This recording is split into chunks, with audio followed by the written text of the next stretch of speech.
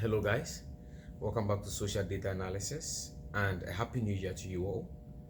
In this video we're going to be talking about factors in R. How do you create factors in R and what are factors, right? In R, factors are data types that helps you do analysis with categories. So take for example a category like employment where you have three levels.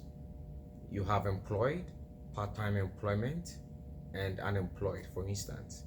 You would want R to know that you are dealing with a finite number of entries where they stand for places that people in your data set would fall under, right?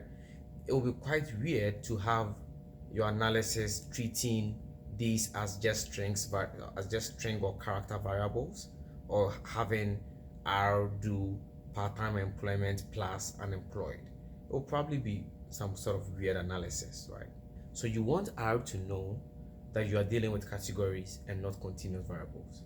Continuous variables would have infinite numbers like 1, 2, 3, 4, 5 till infinity, whereas our category called employment just has 3 levels, which in R we call factor levels. So treating these categories should be different from treating continuous variables, and you want to label them as such so that you can make some analysis with them. You can summarize the number of categories you have, for example, the number of employed versus unemployed versus part-time employment, find percentages, do summaries, or do several different forms of analysis with factors. So it is very important that in R you know how to create factors, and you do that anytime you are dealing with categorical variables. Let's go into the video and look at it, but before then, please like and subscribe so you can get notified anytime we upload new videos like this. Let's get to our R studio and learn how to create factors and do some basic analysis with factors, shall we?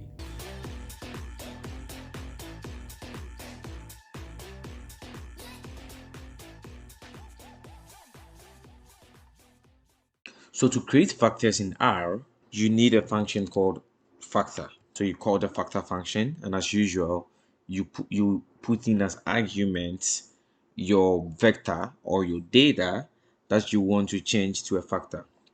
Let's take, for example, a group of sociology students who graduated from the university, and the alumni coordinator collected information about their employment status and recorded this information in an employment vector.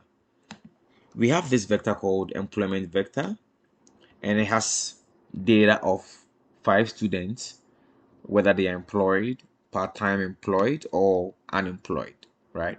So we want to change this categorical data to a factor so that we can use it to do analysis in that way, right? So let's create a new object called employment factor. What we assign to employment factor is that we call the factor function, and then we call as arguments the employment vector, which is a categorical variable that we want to change to a factor variable. Now, if we call this employment factor, what we have is a new variable that is being treated as a factor. So R says that, okay, now you change your categorical variable to a factor, and these are the various categories that you have in the variable or factor levels in R. And we have employed, part-time, and unemployed. So with this, we can do several different types of analysis because R knows that this data is now a categorical data. What if I want to order my variable? I want to have unemployed first, I want to have part-time employment second, and employed third. I want to have that sort of ordering, instead of having it sort of arbitrary. I can create a new object called employment ordered and assign some extra arguments to the factor function. So look at this factor function on line 12. I called the factor function. The first argument I called was an employment vector, which I want to change to a factor. The second argument is I called order, and I said order equals true, which means that I want R to order my variable. The third thing I did was I specified the levels that I want. I want unemployed in that order before part-time and then employed. Then I put these three together using the concatenate function that we've been speaking about in some previous lessons.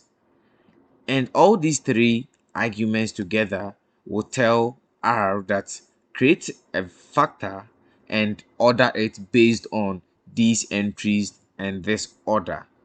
Now let's as usual, let's call the employment ordered and run everything here to see what we have. Okay, so we have a factor variable now that has been ordered. We have unemployment, which is lesser than part-time, and part-time comes before employed. So we know that they are in some sort of hierarchical order, which makes sense, right? If someone is fully employed, the person is probably the person probably earning more than someone who is part-time, and someone who is part-time probably earning more than unemployed. Or in terms of hierarchy, employed is higher than part-time or higher than unemployed in that order. So let's go ahead and do some basic analysis. Let's do some simple summary, right, to see some of the things that we can do with factors. So if I try to summarize this employment ordered variable, R tells me I have two of my students who are unemployed. One of my students is part-time employed, the other one is employed full-time. This is good information. Assuming I had thousands of data, I can just get a snapshot of this categorical variable simply by turning it into a vector and then continuing with my analysis. What if I was also interested in the employment status of the second student in my data, right? So what if I'm also interested in the employment status of the second student in my data? I can create an object called student2 and call the employment ordered object and assign to it 2. Remember when we talked about indexing, you can assign 2, put in square brackets, add it to an object, and then it selects out the second entry. So if I want to know the employment status of the second student in my data, I can use this code and get that information, right? Now if I call student 2, R tells me that student 2 is employed, right? That is good information. I can do the same for any other student in my data. I can do the same for student 5, right? I want to know if I want to know the employment status of student 5, right? Let's check that out. So with student 5, R tells me that student 5 is part-time employed. So these are some of the basic things that you can do with factors. Let's try and do some comparison as well. Assuming we want to find out if the second student is more employed than the fifth student. Remember, during comparisons, is the same greater than sign or less than sign or equal to sign, right?